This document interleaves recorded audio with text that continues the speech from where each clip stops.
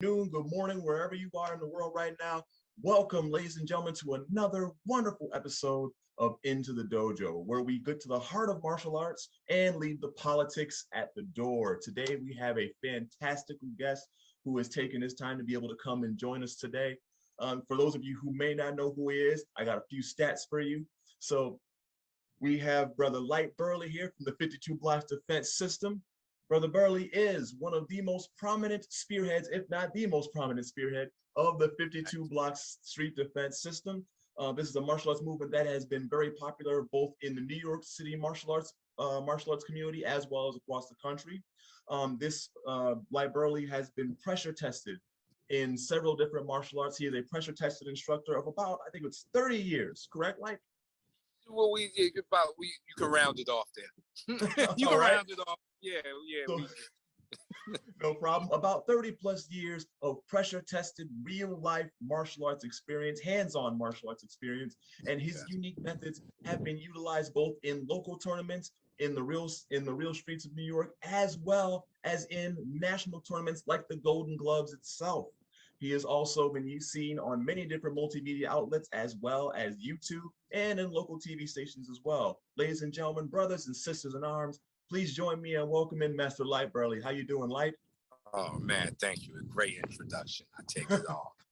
Beautiful. I love it. Hell of a red carpet. Thank you very much. I flubbed up a little bit there, but I'm just real nervous. I'm really happy to be able to meet you, brother. I've been following you for a long time. It's great to be able to have you on the show today. Appreciate it. Great to be here, man. I like to thank you for setting the stage for me to come up on here and talk about the art of 52 from a point that most people don't get a chance to hear about it from. So always a blessing to get the words out there. So I appreciate you.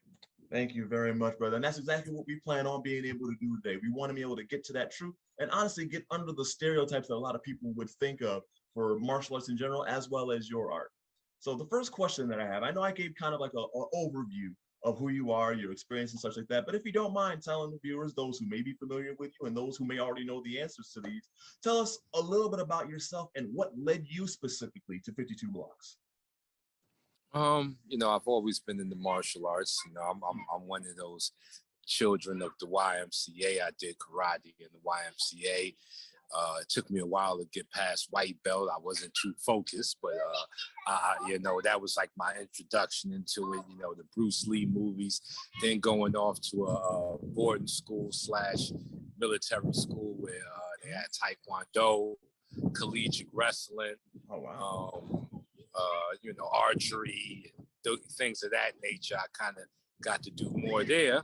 And after that, get back to the streets of Queens.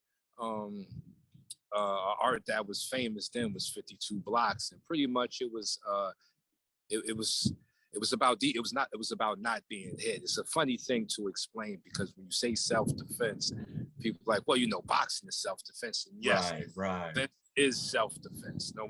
But there is another level of self-defense where it's the defense. And 52 was built on that. These brothers were like, they prided themselves in making you miss and making you pay. And even back then, getting into a street fight, coming home with a black eye, even though you won the fight, the brothers considered that you lost. So pretty much this extreme thinking of winning the fight without taking no damage, it's the pressure that created 52. Like, I believe every art has the pressure that created it. Like, Kung Fu was created because the Mongolians and the Manchurians kept running up on them, and they needed to create something to fight back with. And, so every good art, like Capoeira, every art has a pressure to it. And the pressure of 52 was the ability to fight a fight with taking no damage. And this is the flames that helped create and forge 52, which later went into boxing and stuff like that. So I got my knowledge of that. And then, years later, a couple of teachers, later on, I met Roberto Sharp and Wilson Pitts. And it was Wilson Pitts who helped me connect the dots on where 52 Blocks came from. From them, I got, Wing Chun. Got on your They gave me other stuff too, but it was Wilson Pitts who was very pivotal in helping me to see that it came from the black boxers that came into the sport of boxing. This is what they brought in. This is what made boxing the sweet science. It already had offense, but it didn't have defense. And, Interesting. The defense were brought in with black fighters, and then that's where boxing went from an outlawed sport to the sweet science. Oh wow. Okay. So it's would you consider 52 born? It was born from the art of boxing. What it sounds like you're saying. I wouldn't say. Yeah, I wouldn't say born, but the stage was set by boxing. Okay. I think if any fighting system at sport at that time, black fighters would have brought in exactly what we brought to boxing, which was defense, which was the ability to not be hit, the ability to counter strike. That's why it's not a coincidence that black fighters are well-known counter strikers, even to the MMA. You know, look at and I don't even know as the style bender. Look at his style. Look at George St. Pierre. Look at their styles. Their styles are built off of this make you miss over their own projections. Yeah, you know, over just kind of like an offensive mindset, which is nothing wrong with it. It's just each race of man has a different view of fighting, and this is just how black fighters fight. You know, Latin fighters have more of a don't run, stand right here and fight.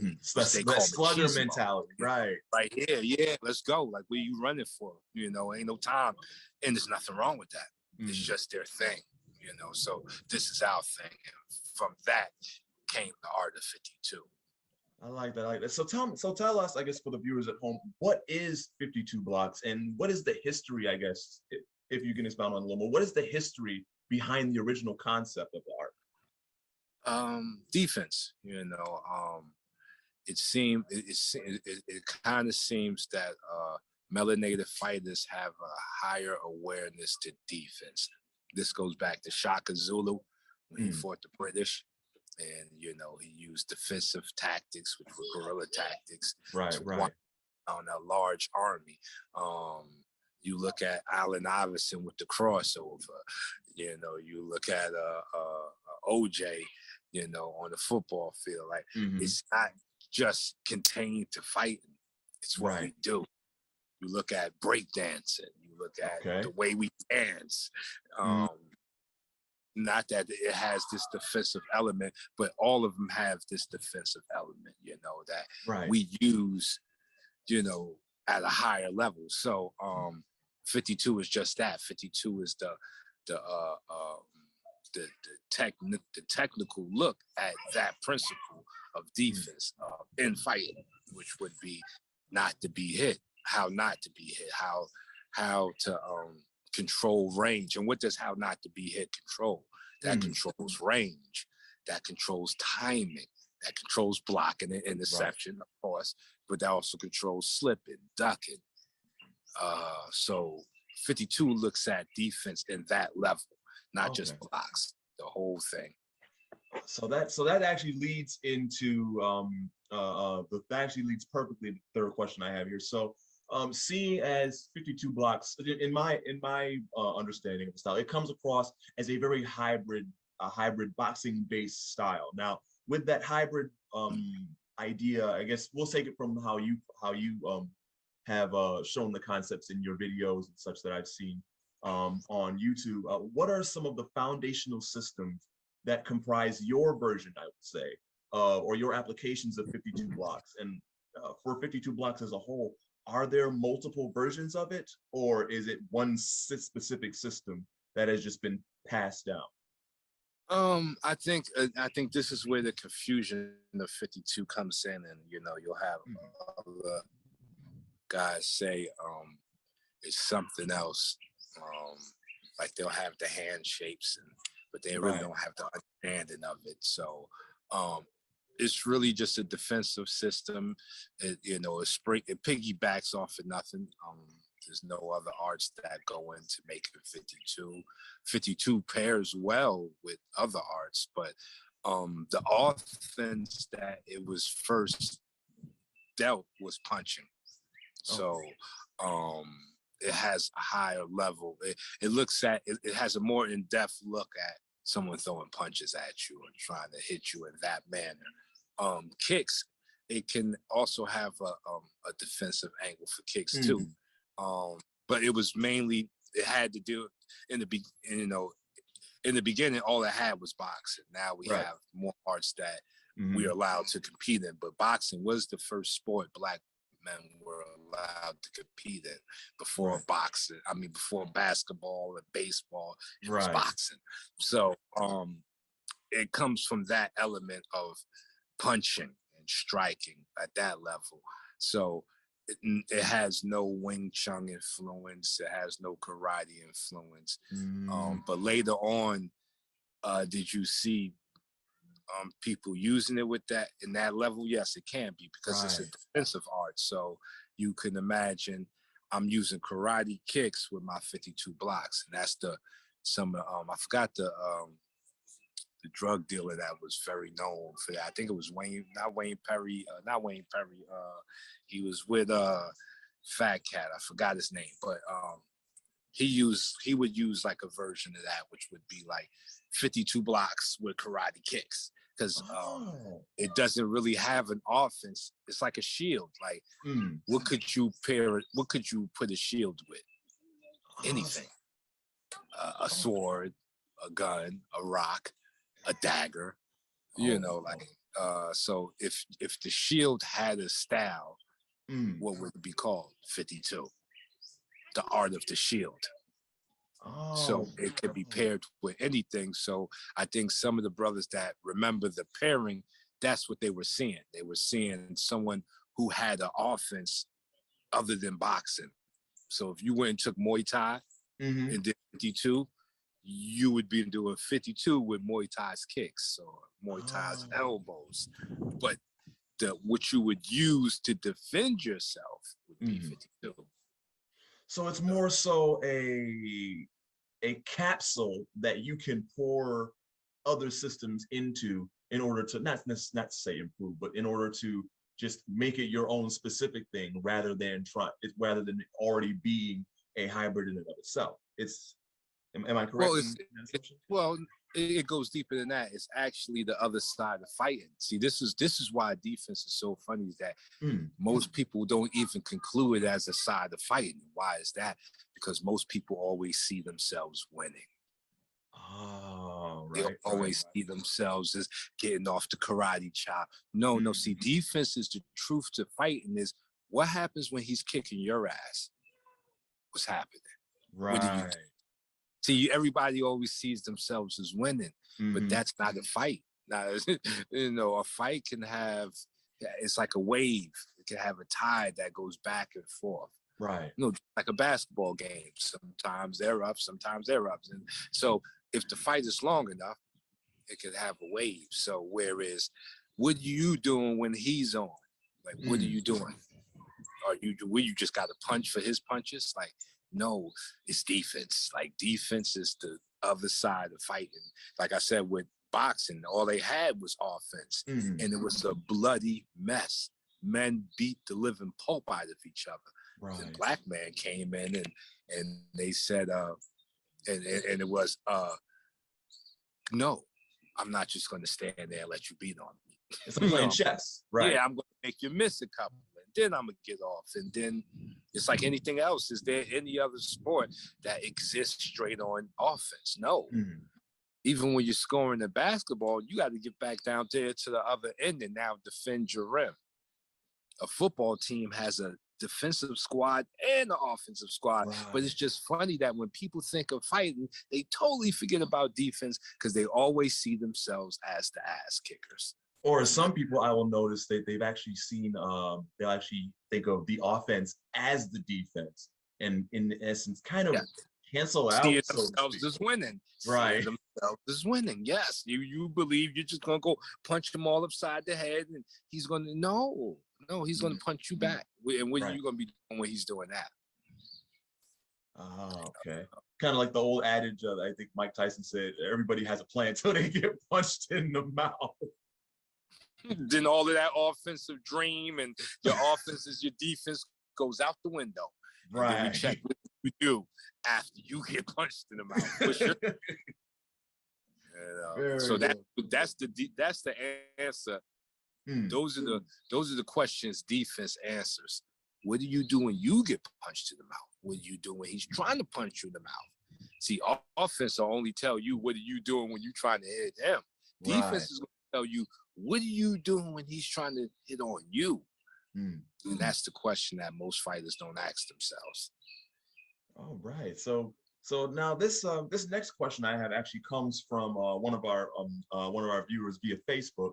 This is from Vanessa Nicole. Shout out to Flawless Skincare Group in Buffalo, New York. How long did it take you to gather and apply this knowledge that you've been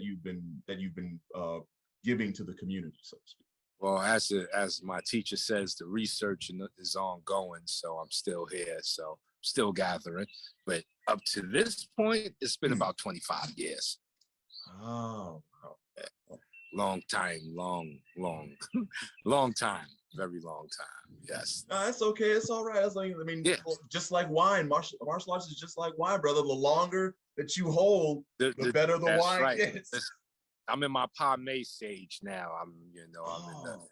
I've reached my pomade stage. All I'm missing is the white beard. The long white beard. Yeah, 10 more years. The next interview 10 years from now, I'll have the long beard. well, hopefully we won't wait 10 years for the next one. Hopefully you'll be back again. But I mean, that's a good thought. We can wait till then if you want to get some time to go out. Yeah, that's true. Oh man. So in thinking about just with the information that you've given, just regarding the realities of 52 and this understanding. So there are some who would believe that even though 52 is its own style, because there are so many people that put their own thing, like you were saying, some people put karate in there, some people put Muay Thai or Wing Chun. Like some people would still see 52 as a hybrid martial art, or at least a mixed martial art. And in that idea, they'll think that 52 has an answer for every single system. Would you agree with that, or would you say it may be a little baited in? Yeah, I think that goes into the martial art fantasy. Like we all gotta there's no way there'd be no reality if there was no fantasy, right? So right. The fantasy is that there's the art that handles everything, and there is no art. No art can boast that Tai Chi boasts that, but it's really mainly a principle. Their principle really can handle anything, but technically no. But so at that point, what I'm trying to say is every art is a hybrid. I can take karate, put it with boxing, with it, But what martial arts is free expression. That's where it goes beyond what you're trying to name it. It's your expression of your movement. So what would you name that more than who you are? So I think, like I said, the fantasy is when we use the name. So that's Crane and Swing Chung. Right. The reality is when we understand it to be the expression of ourselves. And I think you need to find the art that expresses you. A lot of people go to arts just because they see it they see it in the movies. Like they think they're ready for Muay Thai, but they don't know the expression of Muay Thai is tough, man. Like, yeah. A lot of people ain't even tough enough to be doing Muay Thai. But like soldiers, this was big for soldiers back in the day. Yeah, it's like, do you really know that so I think you need to pick your arts like that, because it's just expression, and no one can tell you what you're doing is right or wrong. And that's where we get into the fantasy. It's like, oh yeah, brother, your Wing Chun, your 52 ain't right. Like I don't really go after people with their 52. I kind of say, is it battle tested? That's the only question I would ask. I'm not saying, I'm not questioning your experience. I'm how the movie played out for you, but I'm questioning what what happens to it under real time? Like, have you tested that theory? And I think that's with all arts. And once again, that's not really testing the art more than you're testing yourself under pressure. You know, Hemingway's grace under pressure is you. It's like, it's not, the thing is just got you there. Like, Wing Chun may have got you in the ring, but now the test is on you, not Wing Chun. If you get knocked out, you can't blame it on Wing Chun. Right. It was your chin. You fell on the floor, not Wing Chun. So at that level, every art is perfect, and you cannot put them against each other. You can't really say hybrids. It's your selection. It's like going to a buffet. Some people go barbecue chicken and rice. Maybe he want fried chicken with his rice. But at the end of the day, it's still food. So, you know, I think like any art can be a hybrid. So you can't just put it on 52. All arts are hybrids. All right. So keeping that in mind, so as a system, I think you were talking about, you actually touched on this just a couple seconds ago about being battle tested. One of the things that that I learned from just going on your website, like BURLY52, it shows that like you have had that battle tested experience. Like you were one of the very few masters who is willing to, you know, spar anybody who wants to see what 52 really is. So would you say that with that philosophy, what have you noticed, I guess, about flaws that you would probably note for 52 or people who are interested in 52 to try to avoid when battle testing 52 or when trying to see what 52 is about? Very good question. This I think in the beginning, you try to do 52. You try to do 52, and this is a good thing about sparring and battle testing is that you start learning that it's not something you try to do, it's something you become. And how do you become something? Through repetition. That's the magic of all martial arts, is repetition, or any trade. My teacher told me, you're not a master at sparring until you spar 10,000 hours. So I went and got my 10,000 hours. And now when I look at people, it's like looking at the Matrix. I see, I see numbers and schematics. I don't see bodies no more, like I see your foot's out of place. I see how much pressure your back leg can take if I move forward on you. So then that's what you want to waken up. It's like driving in traffic. Right. Before you know how to drive, like traffic looks crazy, but then now you drive in traffic, you talking on the phone, sending texts, traffic, because you're traffic. You have to be in that same fight. You got to get that, things coming at you and having to react under pressure. So I think that's mainly what you get out of sparring. And now the technique will work once you work. Once you calm all of that stuff down, now you got a chance of using bones to stop a punch. After you've calmed down, you got your third eye, you're calm under pressure. You've already accepted the fact that you will be hit, you can be hit, you can be knocked out. Now you rid yourself of all of those fears. Once you shake that, now you're actually ready to think about ducking the punch and then coming up with your punch, like something technical. But until then, it's all a waste of a time. And that's why you see the people that stay in technique, once they get in the sparring, they look crazy. They look like fish out of water. DK Wu to be one of them. Like we seen, he was a biomechanic specialist. He's standing on balls. He's throwing pins through glass windows. As soon as he went to fighting, he was just looking crazy. He looked like he's never been in a fight before. Like, what happened to the one that punched? Yeah, you see none of that nonsense. When someone's bearing down on you, trying to hit you, all of that stuff goes out the window. You got a millisecond to pull it off. So it's like, he learned a lot. We see him ain't rushed to do it again.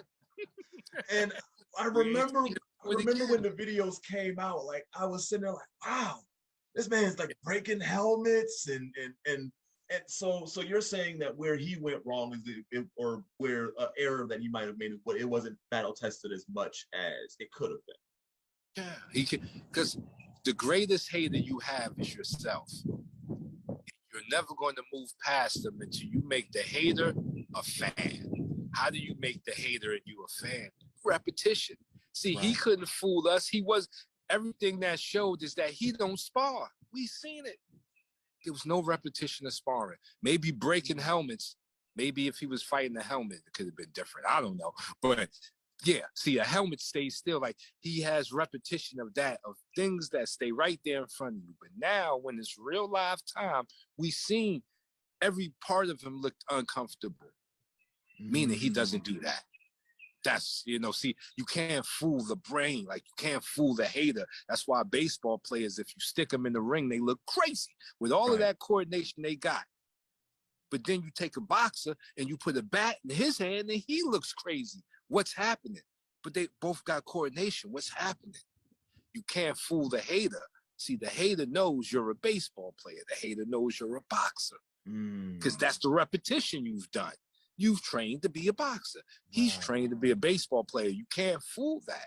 So what we've seen is that he did no training to sparring. He couldn't have. He looked terrible. Like, the coordination was terrible. Everything he did was wrong. So meaning he got no hours of sparring in. He got hours of demonstration. Demonstration, sparring, two different things. So that's where we learned that the real thing is different from demonstrations. I can sit here all day and tell you, throw the left hand and do all types of freaky stuff and pluck your eye out and then say, look at this move. But that wasn't freestyle. I didn't do that from us shaking the bacon while I moved your hand and snatched the eye out. Now that would be impressive. You know what I'm saying? That's some accuracy. That's some next that I'm going to your school. When does your school open? Sensei. Like, that is some pop-based stuff. And that's what I'm saying. See, that's who I'm looking for. When I can see somebody on the move, snatch an eyeball out, or even attempt it, and listen, I'm going to his school. See, he's done that. Do hours and hours of sparring and understanding energy and timing, because that, you just don't get that. You can't lie your way into that. You can't. Like, your body tells a different story. So I guess this actually leads into, so from your opinion, from your practice with 52, what is, in your opinion, the overarching purpose of 52 that many people started, like, based, I guess, in terms of your students that you've had, what is the overarching philosophy or principle that most students just completely miss when they come up to you and they're like, I want to learn 52? Like, what is the big thing that they always miss? That is going to hurt. That the process of learning is very painful, like any other process. There is no growth on you that didn't come with the attachment of pain.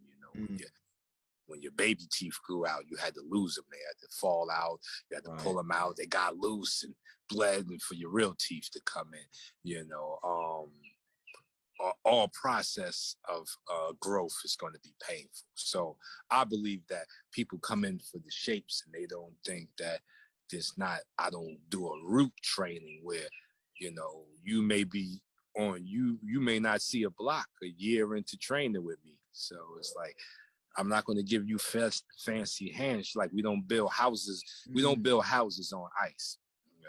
We start from the ground up, foundation, and build you ground up. So I think the biggest fantasy is that just because it looks like something that's freestyle, I'm just going to get it. And it's like, nope. And like I said, a lot of my students still don't know 1 through 52. Very few can boast knowing 1 through 52, because they may know 1 through 20. It never moved any further because life played the role and they couldn't keep training. So, you just don't come here and get a bunch of arm shapes from me. You get a whole lot of fundamentals. And then when you become a master of fundamentals, you get the funny arm shapes. Oh, wow. So it's like they come to you expecting the McDojo treatment, and then they find out that they're going to the cordon bleu or something of combat. Yeah, exactly. They come from McDojo and then they get pomade. It's like, no, grab that bucket of water and walk up the hill 100 times.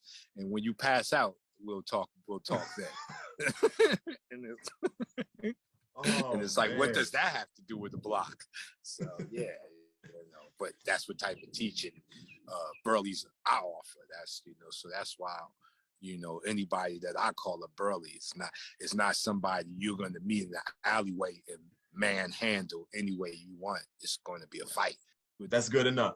Okay, so then the next thing I guess would be, with your battle testing with 52, have you noticed that is given a negative connotation to the art? Like maybe people see it as, oh, you just trying to run out and just rough up a bunch of people, like you're not really about that like martial arts training life. Like, well, have you run into Well, that? I challenge anybody to do it, to challenge my resume, because most martial artists ain't martial artists.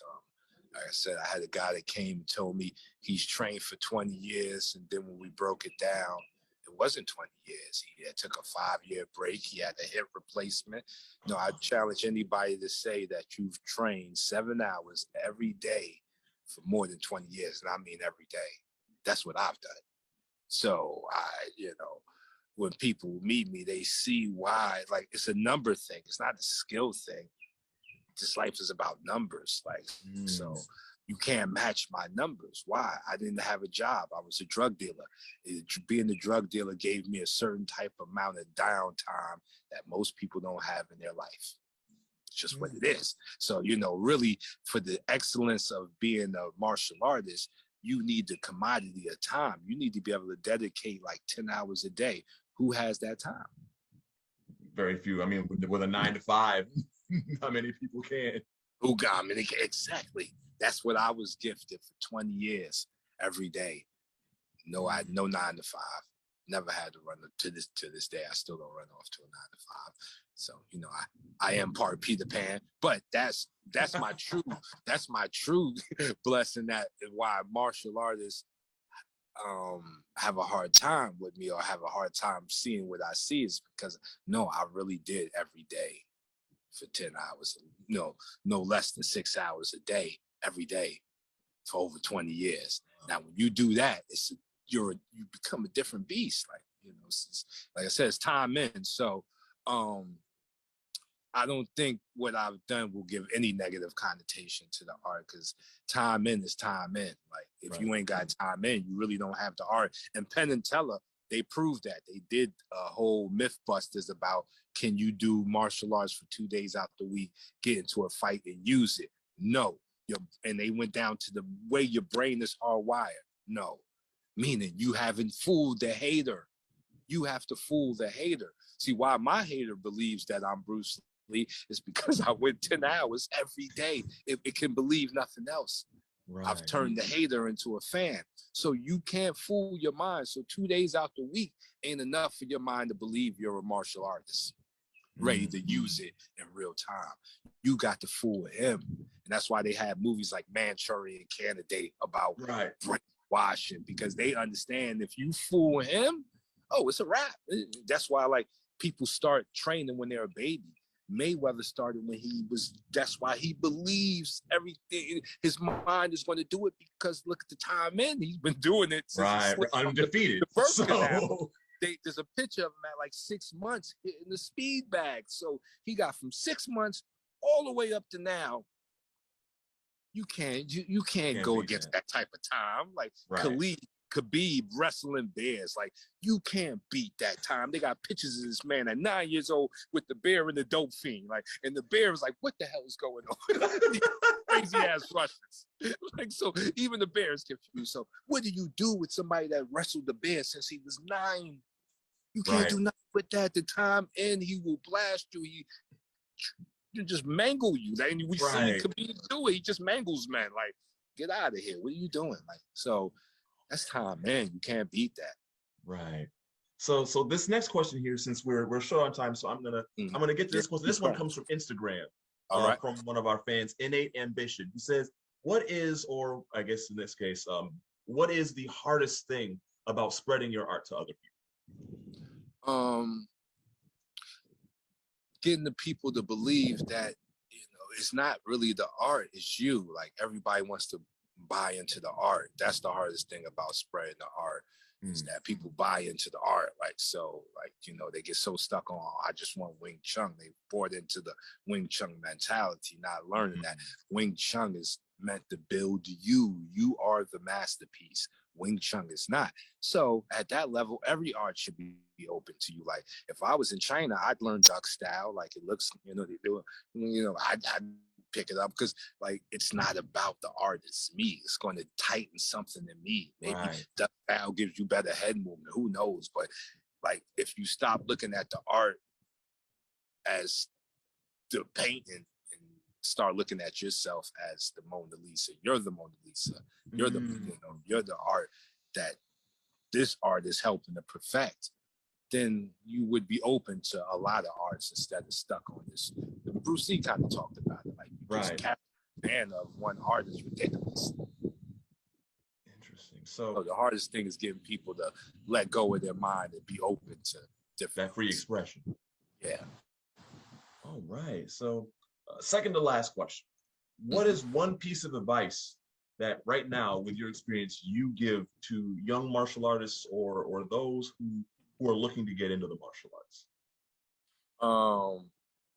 Never forget that you are the masterpiece. I think that goes back to that, is that always remember through your journey that you're not building the art is building you. Right. And keep that mind state, then you'll have an open mind for other arts. You'll have an open mind for different principles, and you won't get bogged down into one way of believing. Like, you are it. You are the thing. You are the God. You are the God. You are the God energy. You are the energy of God. So be open to all, you know, and I think it can only make you a better martial artist.